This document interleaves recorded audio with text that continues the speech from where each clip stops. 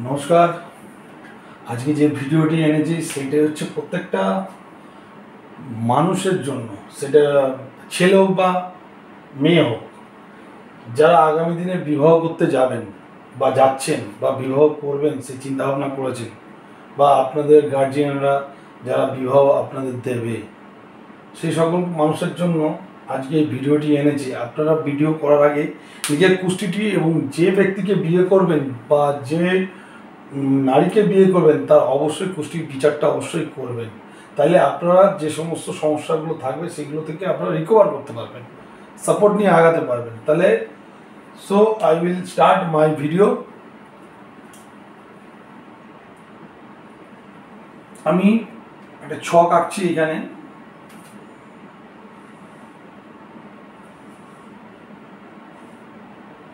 এটা হচ্ছে আমাদের জন্মছক। তাহলে আপনাদের প্রত্যেকটা ভিডিওতে আমি বুঝিয়েছিলাম যে প্রত্যেকটা হাউস মানে 12টা হাউস আছে, 12টা হাউসের প্রত্যেকটাতে লগ্ন আছে। তাহলে 12টা ঘরে আপনাদের বিভিন্ন রকম লগ্ন হতে পারে।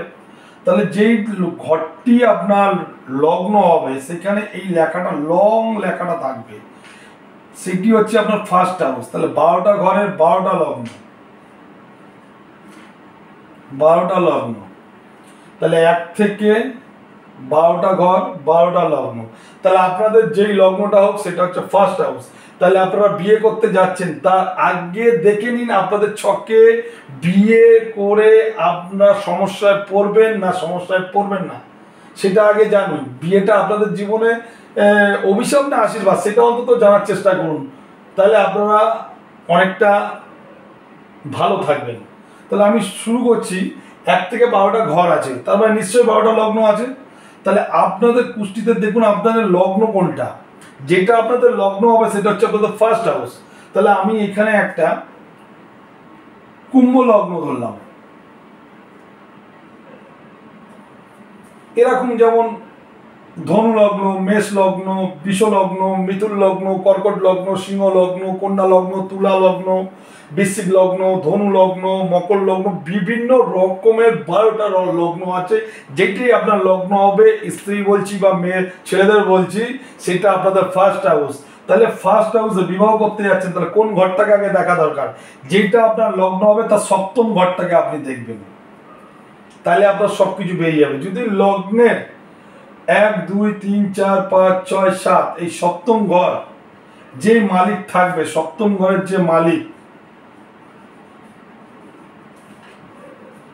সপ্তম ঘরের যে মালিক সে কোথায় আছে, 12টা ঘরের মধ্যে কোথায় আছে, কোন কোন ঘরে বসলে কি কি হতে পারে, তাহলে আপনারা এটা জেনে যেতে পারলে আপনাদের অনেকটাই সুবিধা হবে।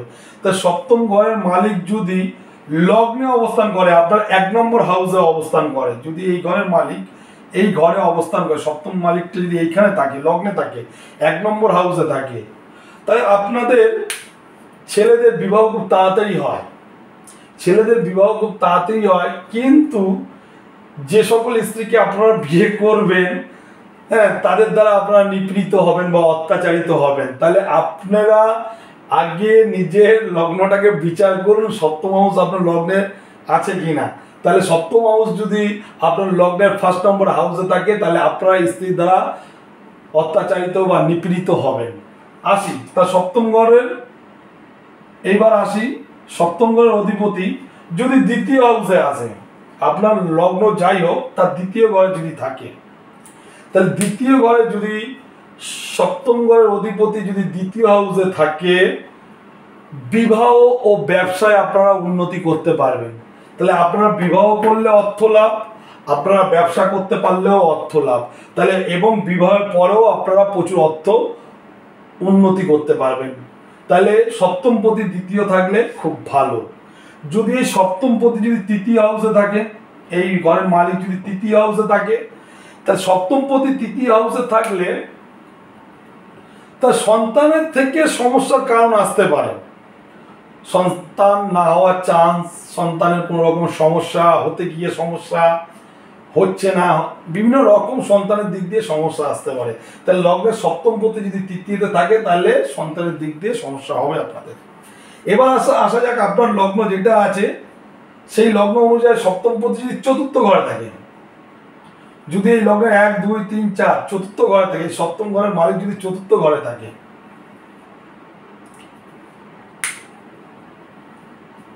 স্ত্রী পতিব্রতা হয়, আপনার স্ত্রী পতিব্রতা, ভালো, সুন্দর, মানিয়ে চলতে পারবে এবং বিবাহ জীবন আপনাদের ভালো থাকবে।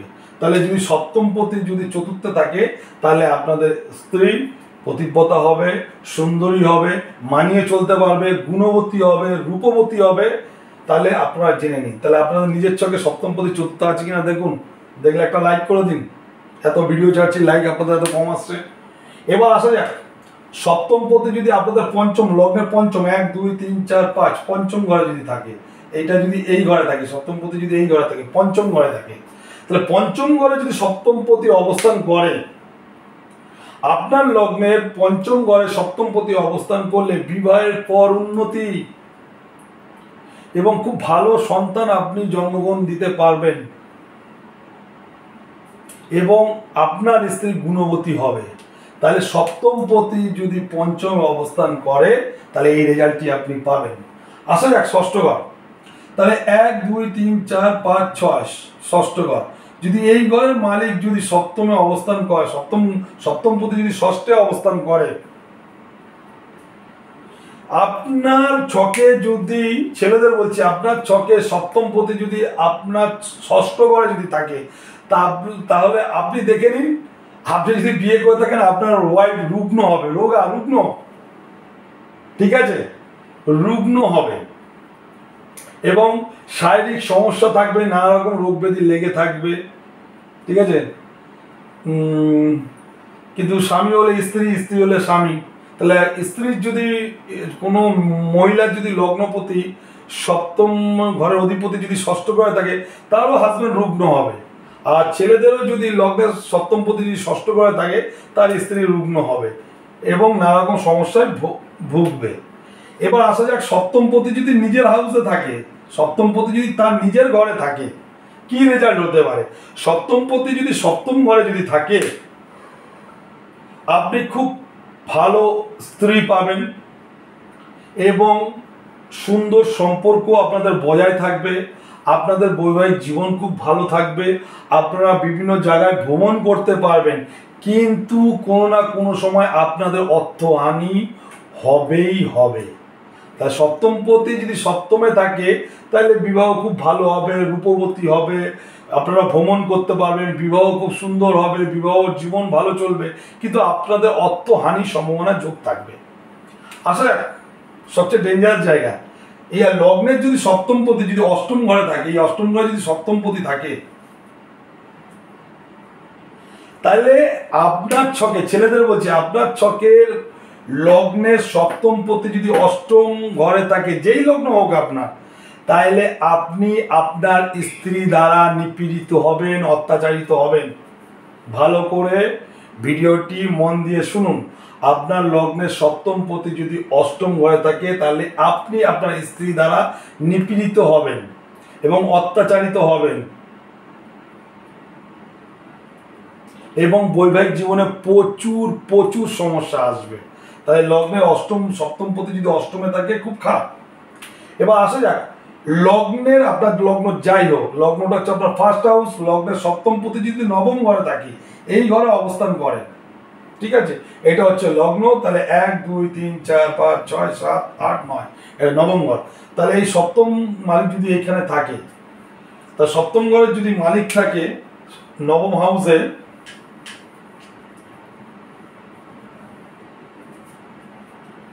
বিবাহ ও ব্যবসা দ্বারা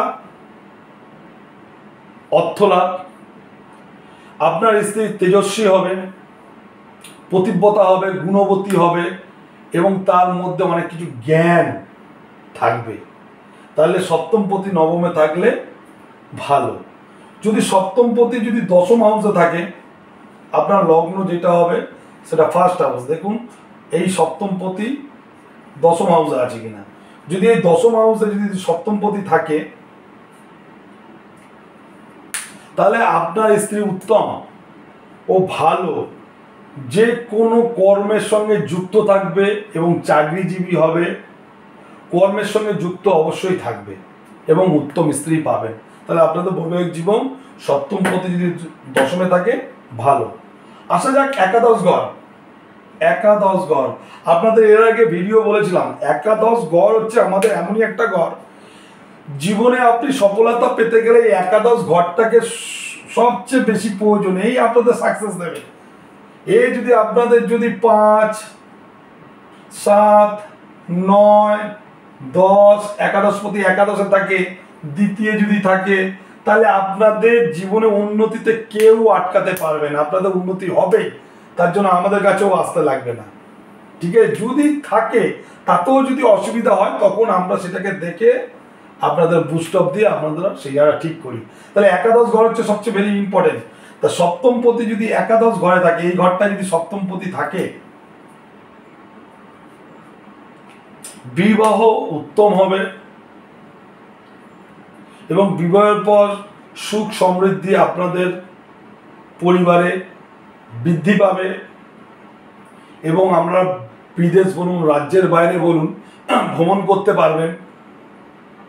বিদেশ ঠিক না, ডিস্ট্রিক্ট বা রাজ্যের বাইরে আপনারা ভ্রমণ করতে পারবেন এবং আপনাদের বিয়ের খুব উন্নতি, বিয়ের পর আপনাদের খুব উন্নতি হবে এবং সুখ সমৃদ্ধিতে ভরা থাকবে। আসা যাক 12 হাউস।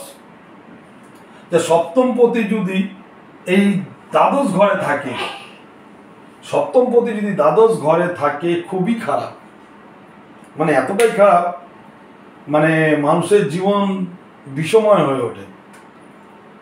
তাহলে আপনাদের বিবাহ কোনোদিনই ভালো হবে না এবং বিবাহ থেকে আপনারা কোনোদিন সুখ পাবেন না, সে ছেলে হোক বা মেয়ে হোক। আপনাদের ছকে যদি, ছেলেদেরও বলছি মেয়েদেরও বলছি, আপনাদের ছকে যদি লগ্নের সপ্তম পতি দ্বাদশ ঘরে থাকে, সে ছেলে হোক আর মেয়ে হোক, তাদের জীবন কোনোদিনই ভালো হবে না, বিষ হয়ে যাবে। তার চেয়ে বিয়ে না করাই ভালো। হাজবেন্ড হলে স্ত্রী বা স্ত্রী হলে হাজবেন্ড, থার্ড পার্টির সাথে কানেকশন হয়ে যাবে, একটা বাহ্যিক সম্পর্ক থার্ড পার্টির সাথে হয়ে যাবে এবং পরবর্তীকালে সে নিজের আশ্রয় ছেড়ে অন্য আশ্রয়ের দিকে, অন্য জায়গায় চলে যাবে। ঠিক আছে, এই ঘরটা তথাপি খুব একটা ভালো না। তাহলে আমরা এতগুলো ঘর বিচার করে পেলাম ষষ্ঠ হাউস, অষ্টম হাউস এবং 12 হাউস। এই তিনটে ঘরে যদি আপনার বিয়ের যে ঘরের মালিক, সপ্তম হাউসের মালিক যদি 6, 8, 12তে থাকে, তাহলে আপনাদের সমস্যা থাকবে। কিন্তু আমি যে কথাগুলো বললাম, এই কথাগুলো হচ্ছে দশা অন্তর্দশা দেখতে হবে এবং 1 থেকে 27খানা নক্ষত্র আছে, 1 থেকে 27খানা নক্ষত্র আছে। এই 1 থেকে 27খানা নক্ষত্র আপনার সপ্তম ঘরের যে মালিক, সে কোন নক্ষত্রে জন্মগ্রহণ করেছে। তাহলে যদি ভালো নক্ষত্রে যদি জন্মগ্রহণ করে থাকে, তাহলে অষ্টম, ষষ্ঠ আর হচ্ছে দ্বাদশ ঘর থেকে আপনাদের বাঁচানো যাবে। তাহলে আপনারা নিজের ছকটা দেখুন, নিজের ছকটা দেখে বিচার করুন এবং বিয়ে করার আগে আপনারা নিজের ছক আর যাকে বিয়ে করবেন তার ছকটা অবশ্যই দেখুন। যদি কোনো সমস্যা থাকে আপনারা যদি আমাদের সাথে যোগাযোগ করতে পারেন, তাহলে আপনাদের এই সমস্যা থেকে সমাধান করতে পারবো।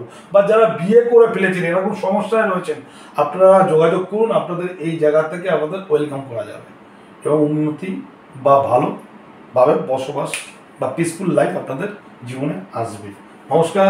ভিডিওটি ভালো লাগলে শেয়ার করুন, লাইক করুন, আর যত লাইক করবেন আমি তত ইন্টারেস্টিং খবর আপনাদের এই মানে বিচার আপনাদের জন্য, নক্ষত্র গ্রহ বিচার এগুলো নিয়ে আসবো।